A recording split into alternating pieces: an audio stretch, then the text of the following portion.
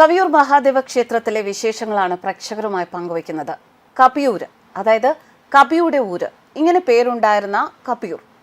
ഈ കപിയൂര് ലോപിച്ച് കവിയൂരായി മാറിയതാണ് ഇന്നത്തെ കവിയൂർ. കവിയൂർ മഹാദേവ ക്ഷേത്രത്തിൽ ശിവപ്രതിഷ്ഠയാണ്. ശിവപ്രതിഷ്ഠ നടത്തിയത് സാക്ഷാൽ ശ്രീരാമനാണ് എന്നാണ് ഐതിഹ്യം. രാവണവധം കഴിഞ്ഞ് സീതാ ലക്ഷ്മണന്മാരോടും വാനര രാക്ഷസ പടകളോടുമൊപ്പം അയോധ്യയിലേക്ക് മടങ്ങുകയാണ് ശ്രീരാമൻ. ഈ വഴി ശ്രീരാമൻ പ്രതിഷ്ഠിച്ചതാണ് ഇവിടുത്തെ ശിവലിംഗം എന്നാണ് വിശ്വാസം. ഏകദേശം രാമേശ്വരം ക്ഷേത്ര പ്രതിഷ്ഠയോട് സാമ്യമുള്ളതാണ് ഇവിടുത്തെ കഥയും. അശോക വിമാനത്തിൽ ഇരുന്ന് താഴെയുള്ള പ്രദേശത്തിന്റെ മനോഹാരിതയിൽ മുഴുകിയ സീതാദേവിയുടെ ആഗ്രഹപ്രകാരമാണ് പുഷ്പക വിമാനത്തിൽ പറക്കുന്ന ശ്രീരാമനും പരിവാരങ്ങളും കവിയൂരിൽ ഇറങ്ങിയത്. ശിവപ്രതിഷ്ഠയ്ക്ക് ഉത്തമ സ്ഥലമാണ് എന്ന് ശ്രീരാമൻ മനസ്സിലാക്കുന്നു. ഉത്തമ ശിവലിംഗം കണ്ടെടുത്തു വരാൻ ഹനുമാനെ നിയോഗിച്ചു. ശുഭമുഹൂർത്തം എത്തിയിട്ടും ഹനുമാൻ മടങ്ങി വന്നില്ല. അതിനാൽ മണ്ണും ദർഭയും ചേർത്ത് ഒരു ശിവലിംഗം നിർമ്മിച്ച് രാമൻ പ്രതിഷ്ഠ നിർവഹിച്ചു. മടങ്ങിയെത്തിയ ഹനുമാൻ തന്റെ പ്രയത്നം വിഫലമായതിൽ ദുഃഖിതനായി.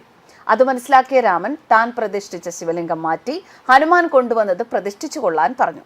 അതിശക്തനായ ഹനുമാന് പക്ഷെ രാമൻ പ്രതിഷ്ഠിച്ച ശിവലിംഗം ചലിപ്പിക്കാൻ പോലും സാധിച്ചില്ല. ശ്രീരാമൻ പ്രതിഷ്ഠിച്ച ക്ഷേത്രത്തിന്റെ മഹത്വം മനസ്സിലാക്കി അദ്ദേഹത്തിന്റെ അനുമതിയോടെ ഹനുമാൻ ആ സന്നിധിയിൽ നിത്യവാസം ആരംഭിച്ചു എന്നാണ് വിശ്വാസം. നൂറ്റാണ്ടുകൾക്ക് ശേഷം ദിവ്യമായ കവിയൂർ ക്ഷേത്രത്തിൽ ദർശനം നടത്തിയ വില്ലുമംഗലം സ്വാമിയാർ മതിൽക്കകത്തെ ഇലഞ്ഞിയിൽ ഹനുമാന്റെ സാന്നിധ്യം കാണുകയും നാലമ്പലത്തിന്റെ വായുകോണിൽ ജപക്കിണ്ടി കമിഴ്ത്തിവെച്ച് അതിന്മേൽ ഹനുമാനെ കുടിയിരുത്തുകയും ചെയ്തു എന്നാണ് മറ്റൊരു ഐതിഹ്യം. കേരളത്തിൽ വ്യവസ്ഥാപിത ക്ഷേത്രങ്ങൾ നിർമ്മിക്കപ്പെട്ടതിന്റെ ആദ്യഘട്ടത്തിൽ തന്നെ നിർമ്മിച്ച ഒന്നാണ് കവിയൂർ മഹാദേവ ക്ഷേത്രം.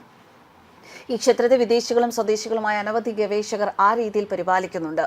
കവിയൂർ ഗ്രാമത്തിലെ പത്തില്ലത്തിൽ പോറ്റുമാരായിരുന്നു ഈ മഹാക്ഷേത്രത്തിന്റെ ഊരാളന്മാർ. കൊല്ലവർഷം 1076, അതായത് AD 1899-നും 1900-നും ഇടയിലുള്ള കാലഘട്ടത്തിൽ ശ്രീമൂലം തിരുനാളിന്റെ കാലത്ത് ക്ഷേത്രം തിരുവിതാംകൂർ സർക്കാർ ഏറ്റെടുത്തു. അളവറ്റ സമ്പത്തും പ്രസിദ്ധിയും കണക്കിലെടുത്ത് ക്ഷേത്രത്തിന് ഫസ്റ്റ് ക്ലാസ് പദവിയും നൽകി. കേരളക്കരയിലെ ഏറ്റവും സമ്പന്നമായ ക്ഷേത്രങ്ങളിൽ ഒന്ന് എന്ന ഖ്യാതിയും കവിയൂർ ക്ഷേത്രത്തിനുണ്ട്. ധാര, മുഴുക്കാപ്പ്, പായസം, അടിമകിടത്തൽ എന്നിവയാണ് ശിവക്ഷേത്രത്തിലെ പ്രധാന വഴിപാടുകൾ. ഹനുമാൻ സ്വാമിക്ക് അവൽ പന്തിരുനാഴിയും വടമാലയുമാണ് മുഖ്യ വഴിപാടുകൾ. News desk കർമാൻസ്.